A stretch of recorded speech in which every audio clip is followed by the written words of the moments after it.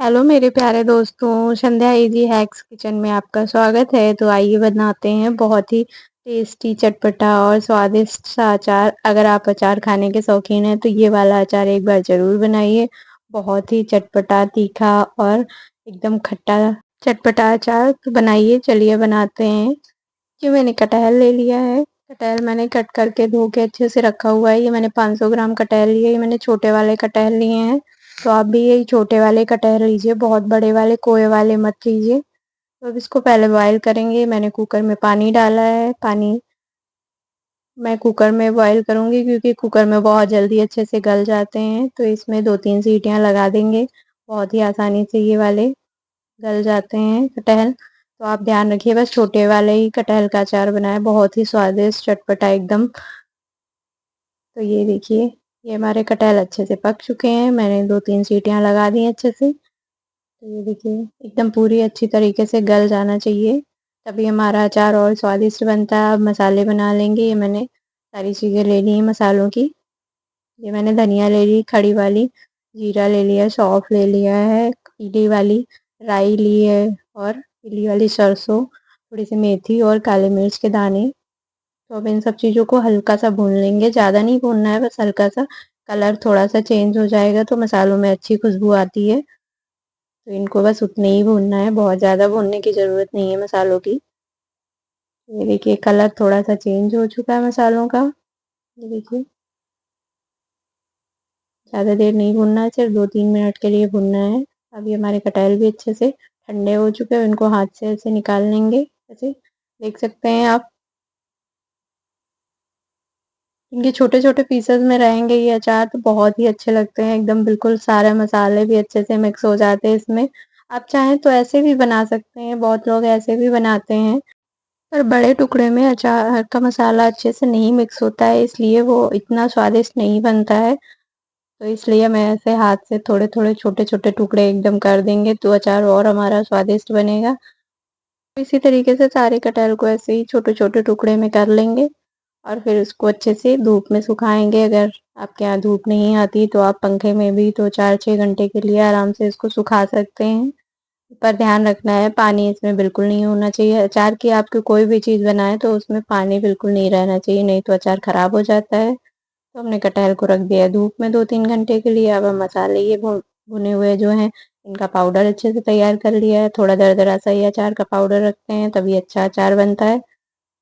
तो ये हमारा अच्छे से 4-5 घंटे हो चुके हैं। कटहल भी पूरा सूख चुका है, पूरे तरह से पानी इसका सूख गया है। तो आप ध्यान रखना है, आप थाली में रखें तो फिर उसमें कपड़ा ज़रूर डालें ताकि कपड़े में अच्छे से पानी उसका सूख जाता है। और अब हम ये ले लेंगे सरसों का तेल। तो अचार में सरसों का तेल ही डालें तो अचार और अच्छे लंबे समय तक चलता है। तो अगर आपको साल भर के लिए चलाना है तो आप सरसों का तेल ही यूज़ करिए। अब मैंने ये लहसुन की थोड़ी सी कलियाँ ली हैं, जो कि मैंने छीला नहीं है, बस ऐसे ही डाला है। इस तरीके से अचार बनाएंगे तो बहुत ही अच्छा अचार बनता है। तो आप चाहें तो छील के भी डाल सकते हैं। अब ये मैंने थोड़ी सी खड़ी वाली लाल मिर्च ले ली है। तो मैंने जैसे कि बताया कि थोड़ा सा तीखा चटपटा अचार, तो इसीलिए लाल मिर्च मैंने थोड़ी सी डाली है, तो तीखा थोड़ा सा अचार और बनेगा। तो ये अच्छे से थोड़ा सा पका लेंगे। तो ये हमारे कटहल भी अच्छे से सूख चुका है, तो इसको मैंने ले लिया। अब इसमें हल्दी पाउडर, लाल मिर्ची पाउडर, नमक, थोड़ा सा काला नमक, सफ़ेद नमक और थोड़ी सी हींग डाल दी मैंने।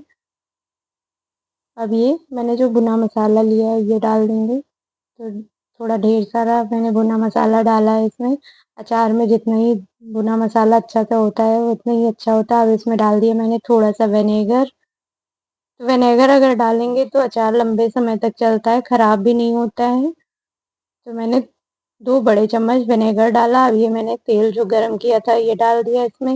लहसुन को बहुत नहीं पकाना है, बस तेल थोड़ा सा पक जाना चाहिए, अच्छे से गरम होना चाहिए बस।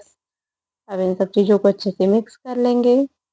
तो ये अब हमारा अचार लगभग हो गया है रेडी। ये देखिए, तो अगर आप अचार खाने के शौकीन हैं तो आप ये वाला अचार एक बार ज़रूर बनाइए। अगर एक बार बना लिया तो आप इसको बार बार बनाएंगे, हर साल लगभग बना के रखेंगे, सालों साल तक आराम से ये अचार खाइए। तो ये मैंने देख देख सकते हैं, तो दोस्तों मुझे ये कटहल का अचार बहुत पसंद है, इसलिए मैं हर साल इसको ज़रूर बनाती हूँ। तो आप साल भर के लिए अगर बना के रख रहे हैं तो आराम से इसको बना के रख सकते हैं।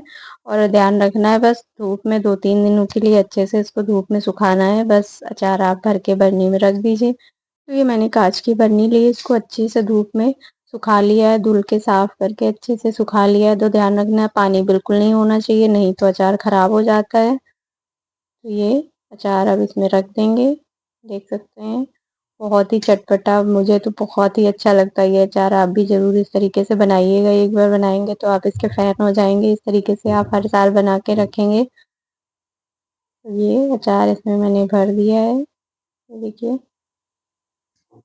तो दोस्तों आप भी बताइएगा कि आप कटहल का अचार किस तरीके से बनाते हैं, और ये वाला तरीका मेरा पसंद आया हो तो आप मेरी वीडियो को लाइक ज़रूर कर दीजिएगा दोस्तों। तो ये बहुत ही टेस्टी, चटपटा और तीखा अचार तैयार हो गया है कटहल का। तो कटहल का अचार आप खाने के अगर शौकीन हैं तो आप इस तरीके से एक बार ज़रूर बनाइए। तो मुझे तो बहुत पसंद आया है, पर आप भी बताइएगा कमेंट करके कि आपको ये कटहल का अचार आपको कैसा लगा। शेयर करना बिल्कुल मत भूलिएगा, और मेरे चैनल को सब्सक्राइब ज़रूर दोस्तों कर दीजिएगा, और बेल आइकन को ज़रूर प्रेस करिएगा ताकि नई वीडियो की नई नोटिफिकेशन आपको मिल सकें।